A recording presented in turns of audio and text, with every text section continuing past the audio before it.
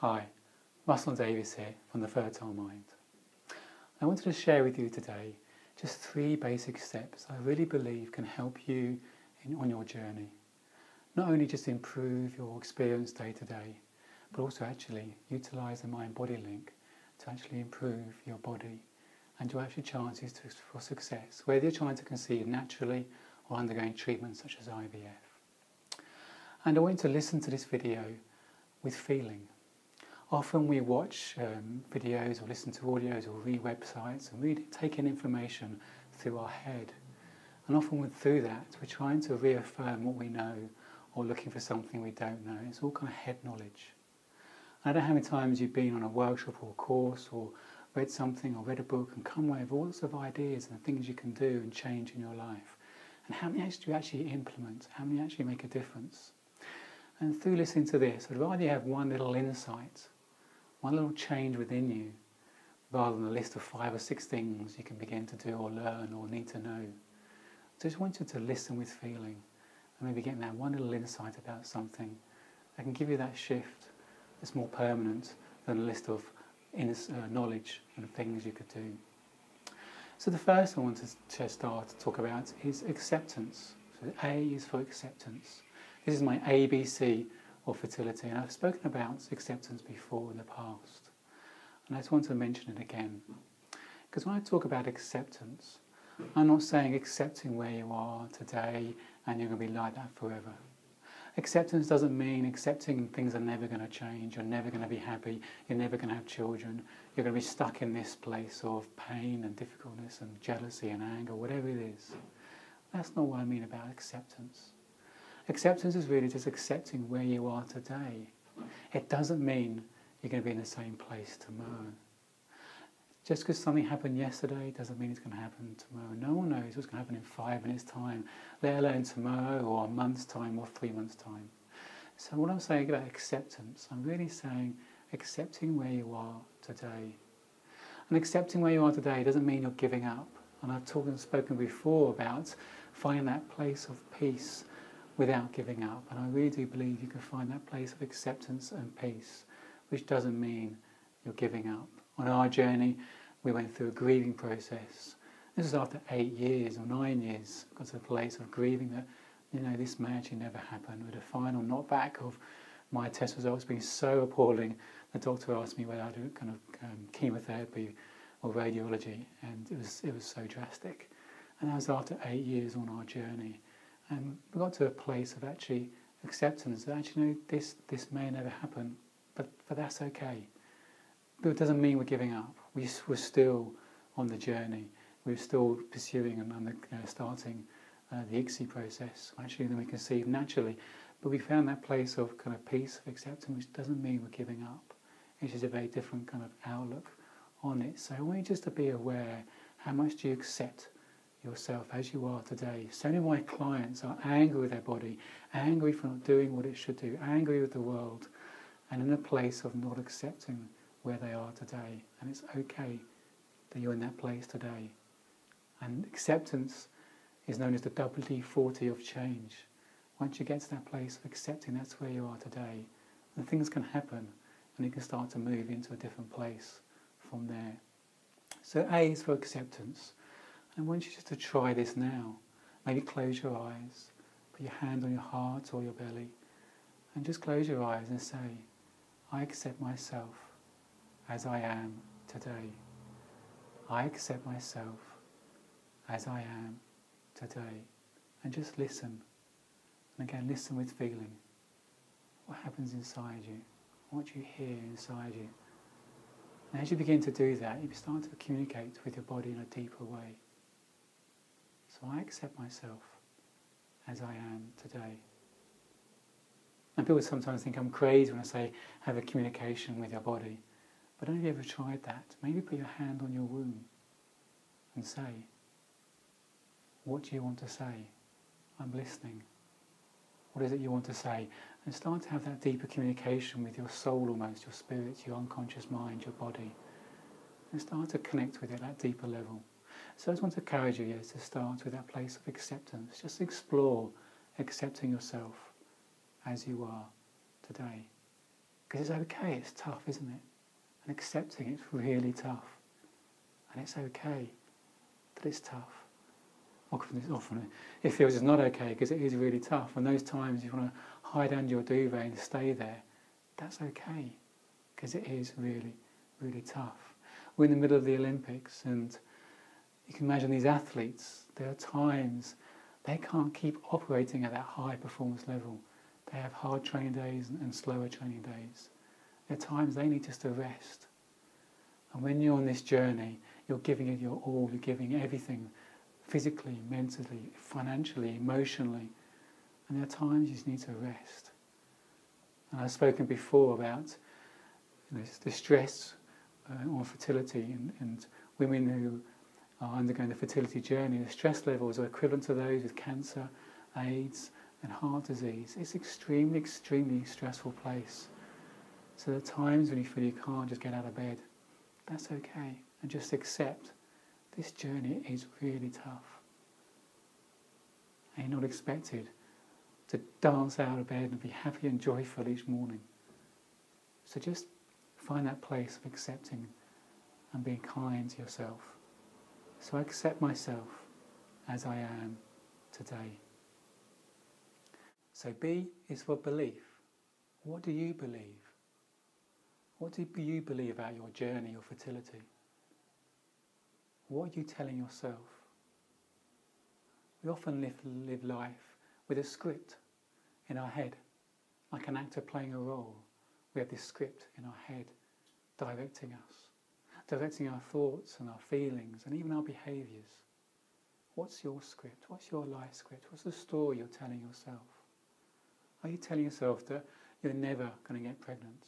Are you telling yourself that you don't deserve the things other people deserve? That was my life script that came to light during our journey.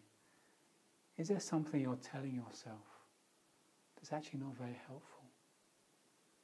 Because all of it's just thought, beliefs. I believe I'm not good enough. I believe I don't deserve good things. All those beliefs are just thoughts. Thoughts we tell ourselves. It's actually just not true. You can imagine if an alien came into the room, how would you prove those thoughts, those stories were true? They're just stories. All thought is an illusion. It's not truth. So just begin to be aware. What are you telling yourself? What feelings and thoughts are going through your mind that indicate what script or what beliefs you're telling yourself? I want us to recognise that thoughts are not truth. They're illusions, but they trick us, they deceive us. Thoughts are very, very deceptive. It's just like an alcoholic. The thought telling them the next drink is going to make them happy. No, the next drink is going to make them happy. Our thoughts deceive us by painting this picture of reality, but it's not actually true. Our thoughts paint a picture of reality. It's an illusion of reality that's not actually true. But they tell us the thought is a result of that reality, when actually it's the creator of it. So just begin to recognise what thoughts are going through your mind, what beliefs are going through your mind. And you can begin to recognise they're not truth, they're just thought. And we have thoughts and we have an inner wisdom, a very different quality of thought. That can be your guidance system, that's truth. Thought is running around your head, that's not truth, that's an illusion. So maybe you can start to begin to be aware what thoughts you have. And thoughts are incredibly powerful because they do shape our experience of life moment to moment. People say they're in a stressful job, but it's their thinking about the job that makes that experience stressful. Our thoughts shape our experience moment to moment. When you see someone pregnant, it's your thoughts or your beliefs shaping your experience of that. So just recognising what thoughts are going through your mind. And that's why I use hypnosis. I'm a big fan, obviously, of hypnosis, being a hypnotherapist. And my programs help change those underlying thoughts. But just recognise, if you just recognise the nature of thoughts, that they're not truth, they're an illusion, they can begin to pass away. You can begin to tune out of them. You can't stop thinking, but you can take the power out of it, and they just leave your mind as quickly as they arrive. So just be aware, what thoughts are you telling yourself? And perhaps you can begin to recognise the illusion they really are. And that takes the power of them, and you can begin to be free from those beliefs that may be holding you back from what you truly want. And C is for chill. Just to relax. I mentioned earlier how stressful this journey can be. And how much time are you really taking just to find that peace and relaxation? Just like the athletes, they find time to relax. Their body needs to relax, their muscle needs to relax before the next training session. How much time do you find to relax? You can imagine tensing your body, tensing every muscle in your body, getting tenser and tenser and tenser. You could do that now. Just really tense every muscle in your body. You could curl up and just tense it all. And imagine trying to get pregnant like that. And it's finding those times just to let go.